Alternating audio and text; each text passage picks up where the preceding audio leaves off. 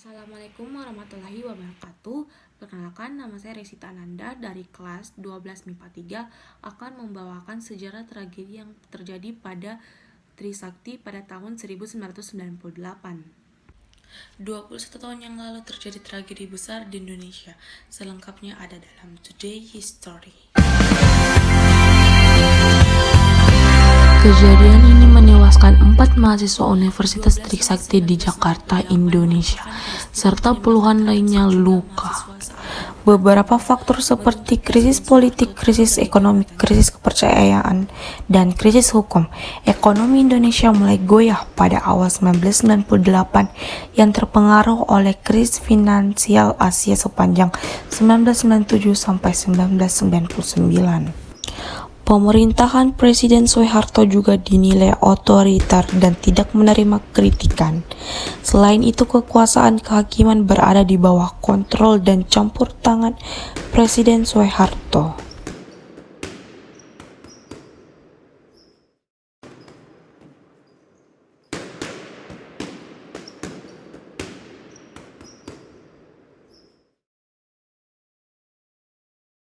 Kala itu mahasiswa pun melakukan aksi demonstrasi besar-besaran ke Gedung Nusantara, termasuk mahasiswa Universitas Trisakti. Mereka melakukan aksi damai dari kampus Trisakti menuju Gedung Nusantara pada pukul 12.30. Namun aksi mereka dihambat oleh blokade dari Polri dan militer datang kemudian. Beberapa mahasiswa mencoba bernegosiasi dengan pihak Polri. Akhirnya pada pukul 17.15 para mahasiswa bergerak mundur, diikuti bergerak majunya aparat keamanan. Aparat keamanan pun mulai menembakkan peluru ke arah mahasiswa.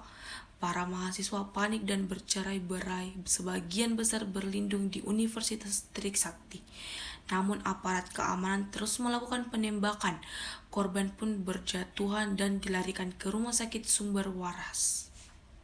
Satuan pengamanan yang berada di lokasi pada saat itu adalah Brimob, Batalion Kavaleri 9, Batalion Infanteri 203, Artileri Pertahanan Udara Kostrat, Batalion Infanteri 202, pasukan anti huru-hara Kodam, serta pasukan bermotor. Mereka dilengkapi dengan tameng, gas air mata, sasteri, dan SS Strip 1 pada pukul 20.00. Dipastikan 4 orang mahasiswa tewas tertembak dan 1 orang dalam keadaan kritis.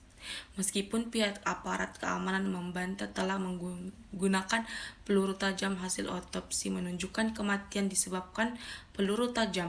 Hasil sementara diprediksi peluru tersebut hasil pantulan dari tanam peluru tajam untuk tembakan peringatan. Bahwa reformasi tersebut perlu dilaksanakan secara tertib, damai, dan konstitusional. Berada di dalam kampus ketika penembakan terjadi.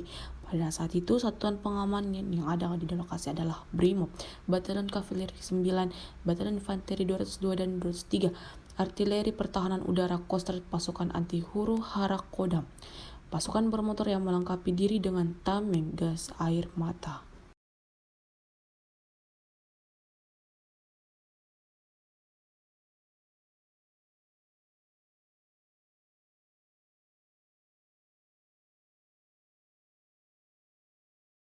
Namun juga untuk kasus kerusuhan Mei 1998 dan peristiwa Semanggi 1 dan 2 yang belum dapat terungkap secara jelas.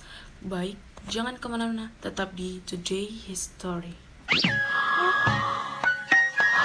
Ada nggak pakai baygon semalam? Baygon, jaminan mutu. Waduh, badanmu kok panas sekali. Bu Joko, Bu Joko. Ada apa, Bu? Bu Joko punya es? Anak saya panas sekali. Sabar ya, Ya. Bu. Bu, saya nggak punya es. Tapi kalau anak saya panas, saya beri Thermorex. Apa? Termos es? Bukan, Thermorex. Thermorex, sirup turun panas Thermorex. Bekerja aktif turunkan panas untuk bayi dan anak-anak. Produksi Konimax. Kembali lagi dengan saya Today History. Kapolri yang menjabat pada sejarah peristiwa Trisakti saat itu yaitu Jenderal Pol Dipyo Widodo membantah penggunaan peluru tajam. Begitu juga dengan Kapolda Metro Jaya Hamami Hanata yang menyatakan bahwa polisi hanya menggunakan tongkat pemukul, peluru karet dan peluru kosong juga gas air mata, walaupun kemudian ditetapkan 6 terdakwa yang disidangkan beberapa tahun setelahnya. Siapa penembak dan motifnya tetapi terjadinya kerusuhan 6 terdakwa tersebut hanya menerima tuduhan tidak menaati perintah atasan dengan sengaja. Juga menelan korban luka, tewas dan kerugian material serta kerusakan mental yang tidak sedikit.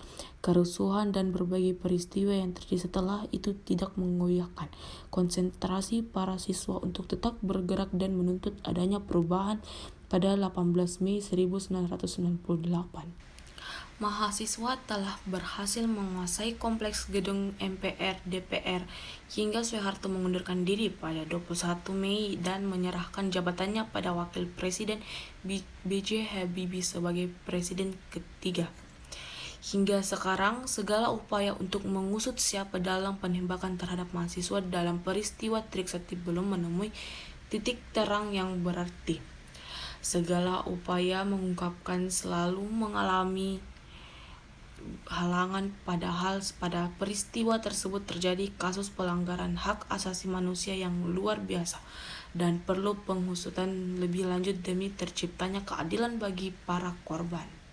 Sejarah peristiwa Trisakti berlatar belakang kondisi ekonomi Indonesia yang mengalami kegoyahan pada tahun 1998 karena terpengaruh krisis keuangan Asia sejak 1997 sampai 1999. Krisis moneter ini juga menjadi salah satu faktor penyebab runtuhnya Orde Baru.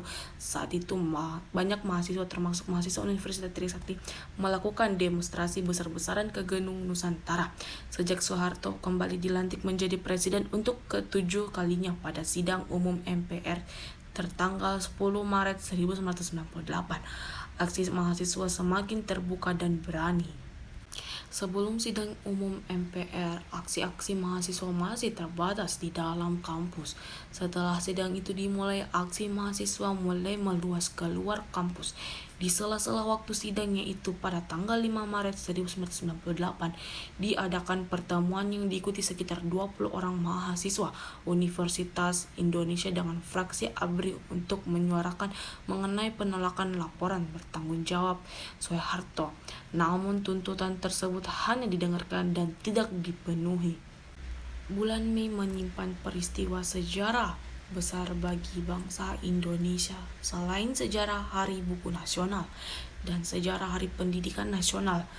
Peristiwa Trisakti yang lebih dikenal sebagai tragedi Trisakti terjadi pada tanggal 12 Mei 1998, tepatnya 21 tahun yang lalu.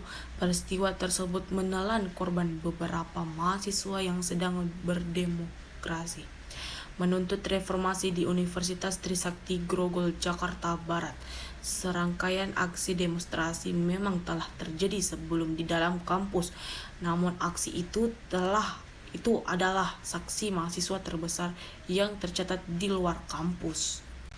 Dalam sejarah peristiwa Trisakti diketahui ada mahasiswa yang menjadi korban dari penembakan tersebut hingga mereka dilarikan beberapa rumah sakit terdekat. Salah satunya adalah Rumah Sakit Sumber Waras. Pada awalnya dikatakan ada 6 korban tewas, tetapi kemudian diketahui secara pasti bahwa korban tewas ada 4 orang mahasiswa. Mereka adalah Elang Mulya Lesmana 1978 sampai 1998 dari Fakultas Teknik Sipil dan Perencanaan, Herel Hertanto 1977 hingga 1998 dari Fakultas Teknologi Industri, Hafidin Royan dari 1996 sampai 1998 dari Fakultas Teknik Sipil dan Perencanaan Jurus Teknik Sipil. Yang terakhir, Hendriawan C dari 1995 sampai 1998 dari Fakultas Ekonomi. Pada pukul 20.00 dipastikan 4 orang mahasiswa tewas tertembak dan 1 orang dalam keadaan kritis. Meskipun pihak aparat keamanan membantah telah menggunakan peluru tajam, hasil otopsi menunjukkan kematian disebabkan peluru tajam. Hasil sementara diprediksi peluru tersebut hasil pentulan dari tanah peluru tajam untuk tembakan peringatan. Demikian hasil menjelaskan saya tentang tragedi Trisakti pada tahun 1998. Mohon maaf apabila ada kekurangan. Assalamualaikum warahmatullahi wabarakatuh.